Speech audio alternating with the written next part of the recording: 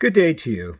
Most people spend their days hovering over this thing right here that I'm holding, this phone. Yeah, we find all kinds of ways to look at that phone. We look at the phone in our beds. We look at the phone when we go to the bathroom. We sneak a look at the phone when we're talking to somebody. We feel the phone vibrate or it calls out with a ringtone while it's in our pockets. We're looking at our phones a lot. So one may think that mass media today is mostly taking in information from phones, and you would be right if you thought that.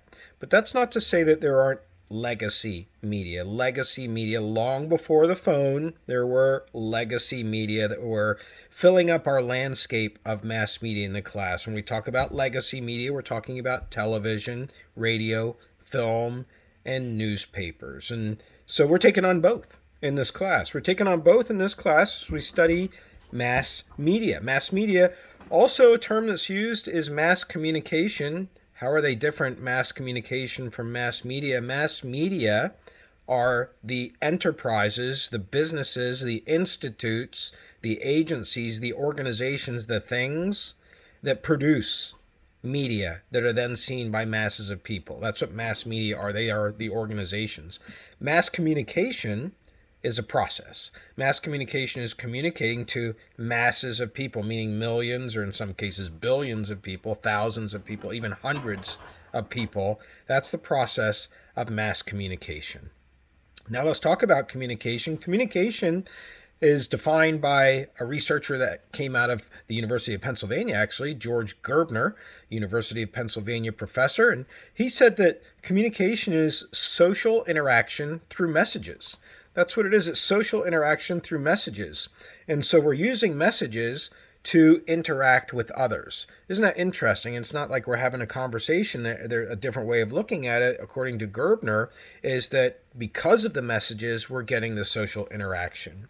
And so as a larger area of study, communication, it involves that interaction through messages. But as a smaller area of study, when we're talking about mass media, we're talking about mass media messages as causing that different, those interactions between people.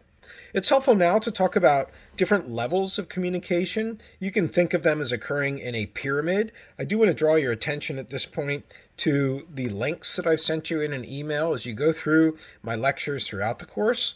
You can follow along in the links that I send you and see examples of what I'm talking about. And many of the ideas today will have links you can learn to intuitively follow along them yourself. So we are talking about levels of communication now. We're looking at a pyramid with a base, right? And at the base of the pyramid, if we have a pyramid like this, at the very base, that very basic level of communication is intrapersonal communication, I-N-T-R-A, intrapersonal. It's the bottom part of that pyramid. And that's communication that goes on inside of your own head.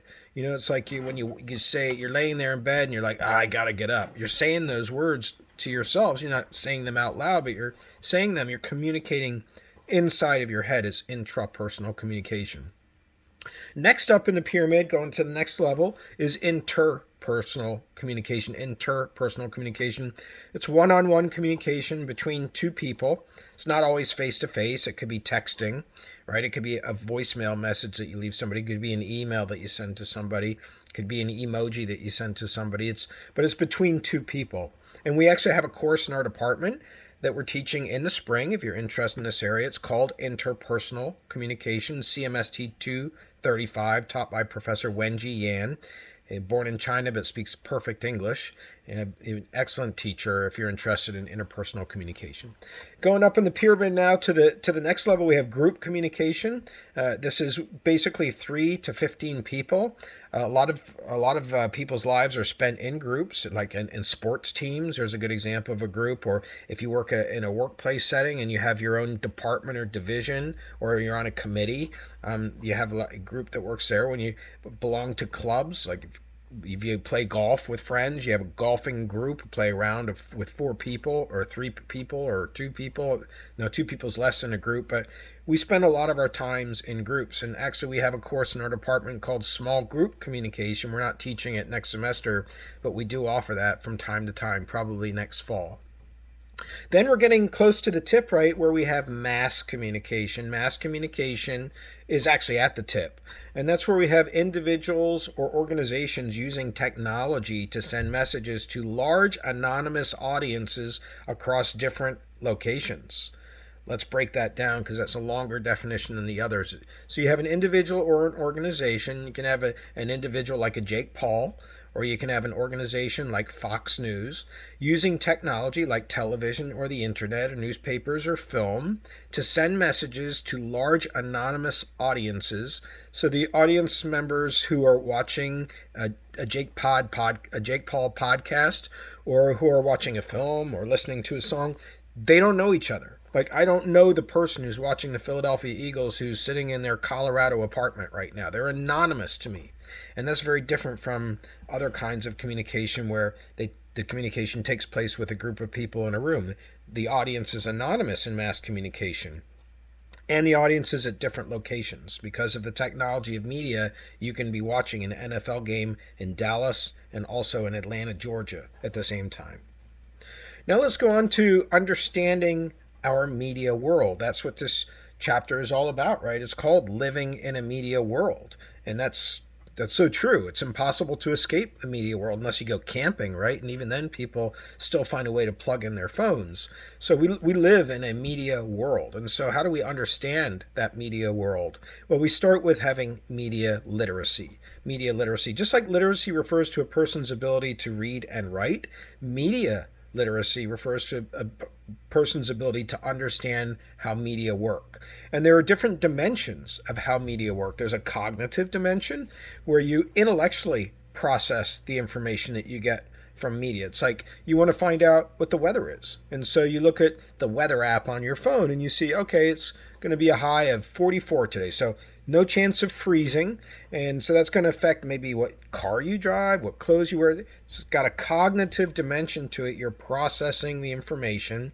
And that's what you're doing when you're exploring that dimension of media literacy. A second dimension is the emotional dimension. And that's to understand the feelings that are created by a media message. Do you have any songs that you listen to and they just make you cry? I've got a few. I don't know why. I mean, well, I shouldn't say I don't know why. That's why we're studying this very idea of the emotional dimension.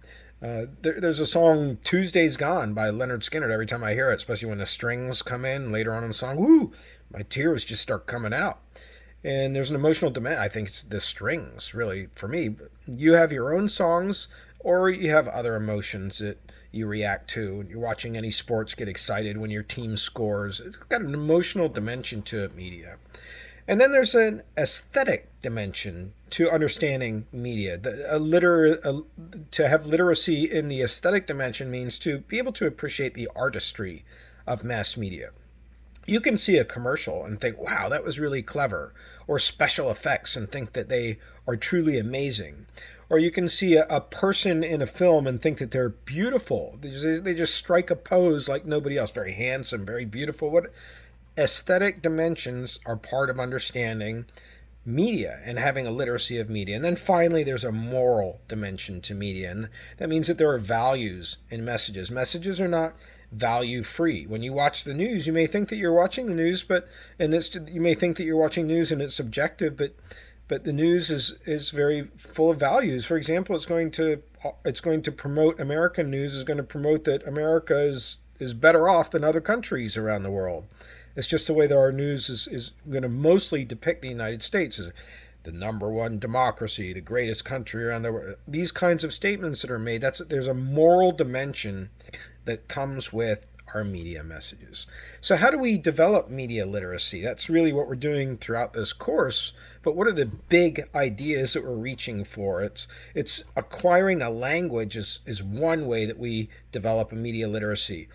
Have you tried handing your iPhone to your grandmother and asking her to use it?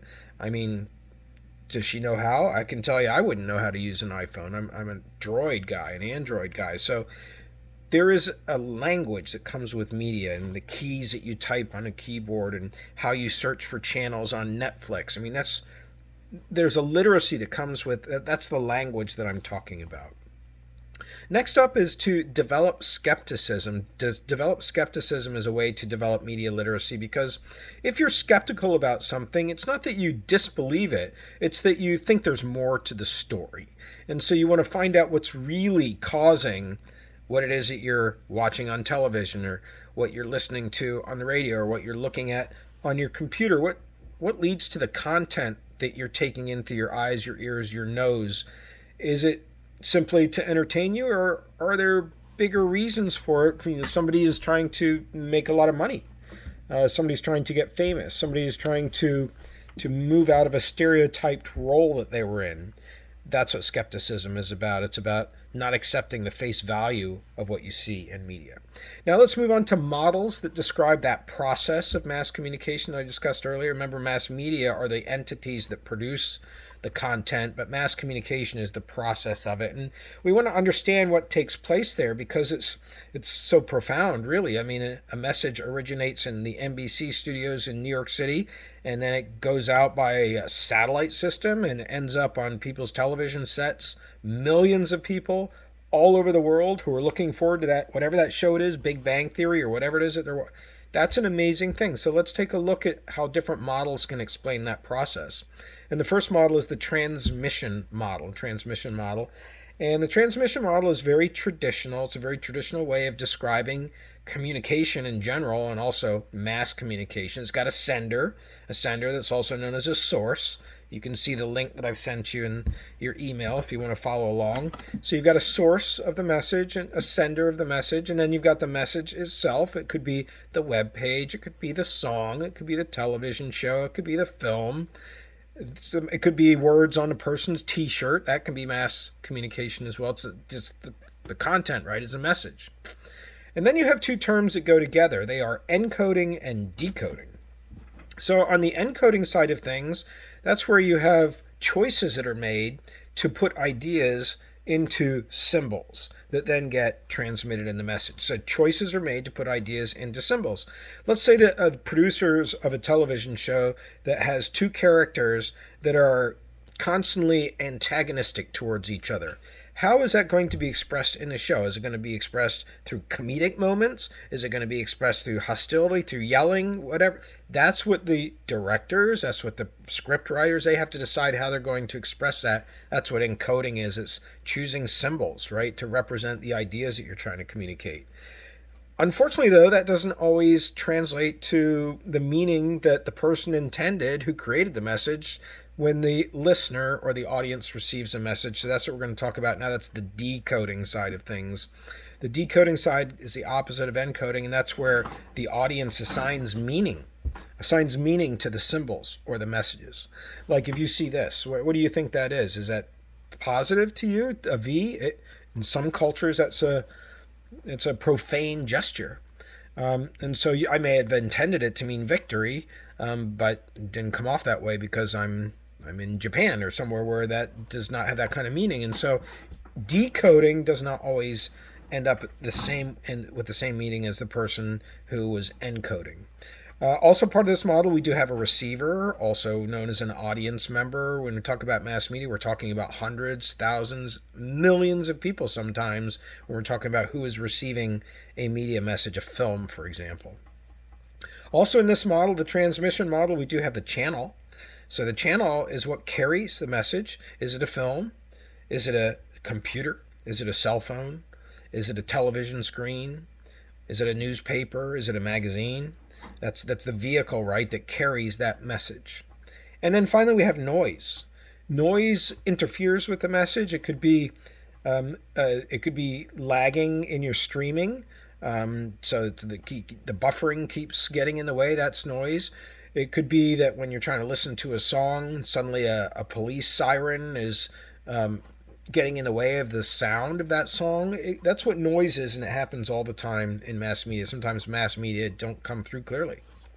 All right, so that's the transmission model. We can understand mass communication that way. It's kind of simplistic, and so we're going to look at a different model now. It's called the ritual model. This is a different way of looking at the process of mass communication. This model tries to understand how and why audiences consume media. How and why. I mean, do people go to films just to take in the films, or do they also go to films sometimes because they're interested romantically in the person that they're taking, and that's going to provide the perfect environment to get close, to bump up next to the person, to smell them at a closer distance, to feel them closer to you, and not have it be like a threat where you're facing them. I don't mean threat in a harmful way, but I mean the risk that you take when you're trying to see if somebody's interested in you. And so the film provides that environment where you can do that. It's a way of seeing if there's a possibility for you to be romantic with somebody. So that's a good example of the ritual model, how and why audiences consume media. If four females or four males or four mixed males and females go out to a diner and they sit down, they start looking at their phones, and before they're all sitting across from each other and everybody's looking at a phone, that may be to break the ice. It may be because that's how people feel more comfortable today, is getting, feeling comfortable is easing into looking at somebody in the face by when you're opposite them, it starts out with the phone. These are ritual models.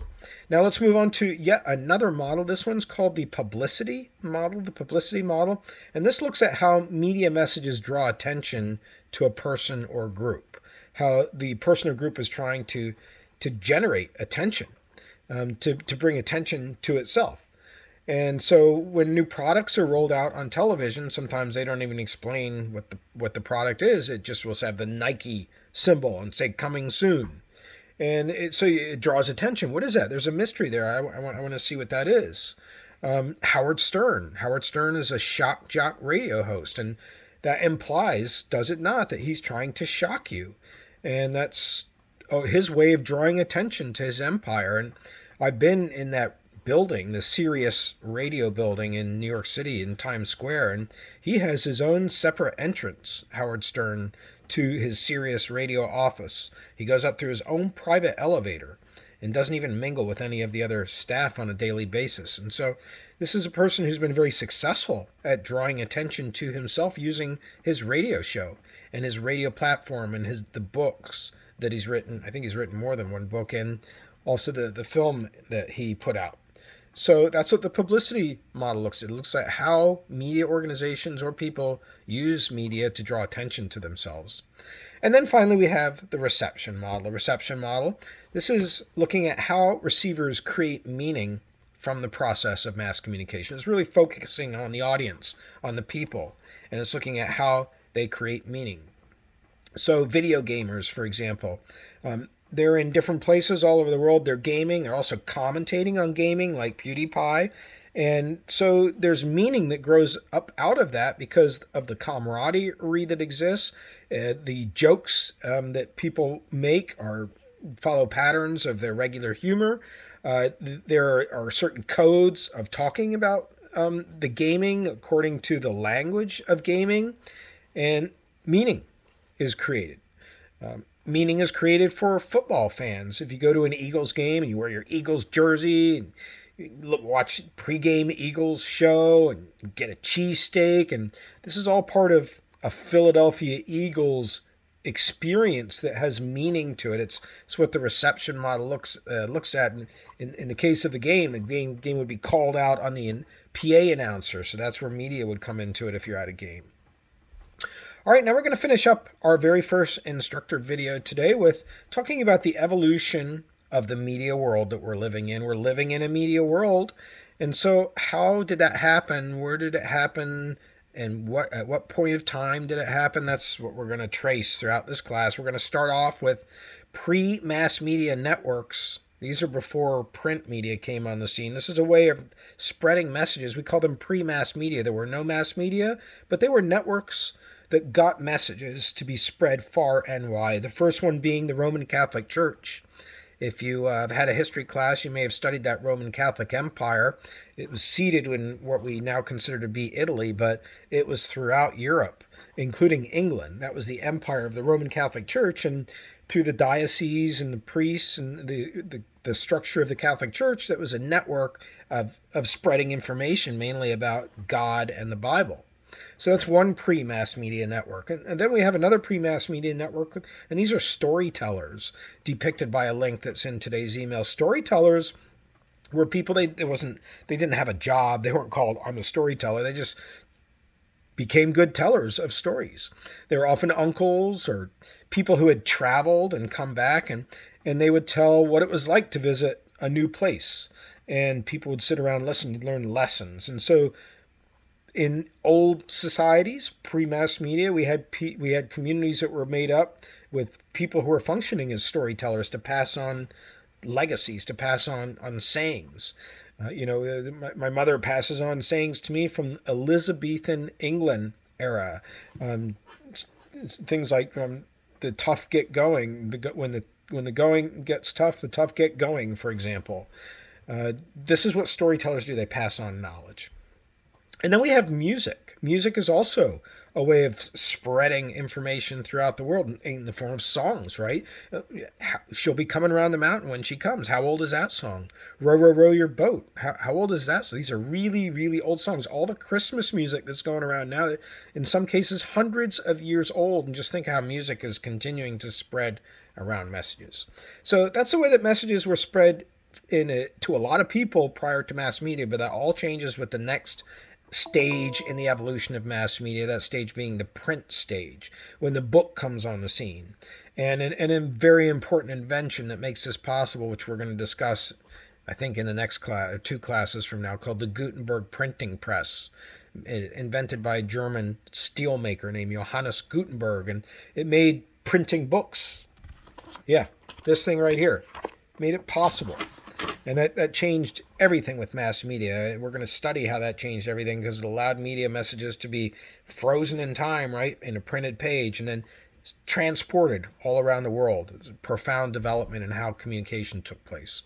But that was succeeded, that means something happened later, by the electronic network phase of the evolution of mass media. That's what comes next. Electronic networks. We got a telephone, the telegraph, which you may not know much about, the gramophone, radio, movies, television. This all comes with the next phase in the development of mass media. And then we come to the phase that we're kind of into now, which is the internet phase. And this is an interactive phase in the evolution of media, because the audience is participating so much more in mass media today. Texting, liking, and posting. And actually, anytime you type something on a keyboard, your information is being collected. It's called big data. And then it's being sold to Facebook and Google all the time, every single keystroke. So there's interactivity that takes place that way. Television shows today have contestants, and those contestants are voted off by the audience member, voted off Love Island or whatever the show is. So that's the phase we're in today. We're still trying to figure out what it's all about, because we're living in it right now. We're living in a media world, and this is the internet phase in our evolution. So that'll wrap up our very first instructor video on Chapter 1. Have a great day.